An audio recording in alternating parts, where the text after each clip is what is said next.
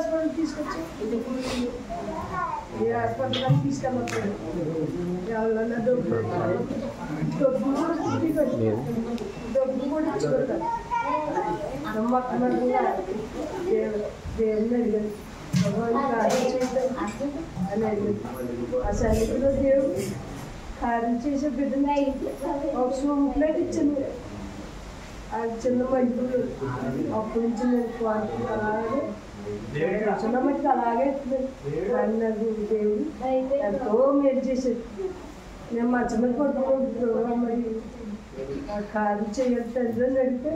అనేక కార్యాలు చేసేది ఆయనే ఆపరేషన్ చేసేది నాకు దేవుడేగా నాకు డబ్బు కూర్చి ఆయనే చేసేది నేను మొట్టమొదటిగా వచ్చి పాస్టమ్ గారు అబ్బాయి గారు లేదు పాస్టమ్ గారి దగ్గరికి వచ్చి అయ్యాను అలాగే ఆఫీసులు పడుతుందని ఎంతో వండుకోండి ఇదేం భయపడదు మన పక్కన దేవుడు ఉన్నాడు అన్న పాత్రలు చేసింది అవి డబ్బులు కూడా లేదు ఏ విషయమైనా డబ్బులు కానీ దేవుడిని అడిగిందండి అనమాట నేను వేసినప్పుడు నేను పాత్ర చేసినప్పుడు దేవుడిని అడిగింది ఎంతో కార్యం చేసి ఆ కార్యాలన్నీ దేవుడు నా పిల్లలు కూడా అభివృద్ధి అయ్యారు నేను ఎంతో కష్టపడుతుంది మా నాన్న విషయమైతే మా నాన్నని చూసుకుని దేవుడు చూసుకుని మళ్ళీ నాకు పాడైపోయాను గురైపోయాను దేవుడు పాదాలు ఈ సన్నిధిలో కొత్త సన్నిధిలో ఏడ్చాను రవాణా దగ్గర అయితే దొరికింది మరి ఈ కార్యం చేయండి ఆడప్పుడు తీసుకుని మా అప్పుడు తీసుకుని నేను చిన్న అప్పుడు సాగర్ దగ్గరే తెచ్చుకుంటాను పెద్ద ఆయన దగ్గర పెద్ద అప్పు తెచ్చుకున్నాను ₹1,00,000 ప్రభు మీద నాకు ఎవరు ఈ లోపల మరి నువ్వే చెయ్యాలి మన ఆయన ఈ సోన్ అయితే డబ్బు సమకూర్చేదానికి ఫోన్ చేసేదాన్ని కానీ దేవుడు అర్థమైంది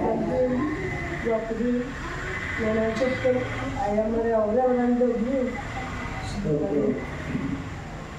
అలాగా నాని బయటకు వెళ్తారు అమ్మని ఏదే కార్యం చేస్తారన్న 5 గారు చెప్తాను అమ్మగారు చెప్తాను నాది పట్ల మరి ఎంతో కార్యం చేసేది కానీ నాకు ఏంటంటే ఆ యొక్క ఇప్పుడు మళ్ళీ వచ్చేసాను ఇప్పుడు వాపసు చెప్పలేదు నా కొడుకు పాడైపోయింది నేను ఎంతో దేవుడి దగ్గర ఏడ్చింది నేను ఎంత ఏడ్చాను దేవుడికి అయ్యా నేను ఎంతో ఆనందపడ్డాను ప్రభా నాకు నిద్ర లేకుండా సార్ దేవుడు అడుగుతాను నాకు నిద్ర వచ్చాను దేవుడిని అడుగుతాను శ్రద్ధగా అడుగుతాను ఏ టైంలో అడుగుతానో నాకు టైం తెలుసు ఇప్పుడు టైం చూసుకుంటున్నాను చదివించండి దేవుడు టైం చూసుకున్నాను కానీ నేను ప్రార్థన చేసుకుంటాను కానీ దేవుడే కార్యం చేయదు మరి ఆయన మరి ₹1,00,000 కదండి ఫోన్ తీసేది మరి మీ అందరూ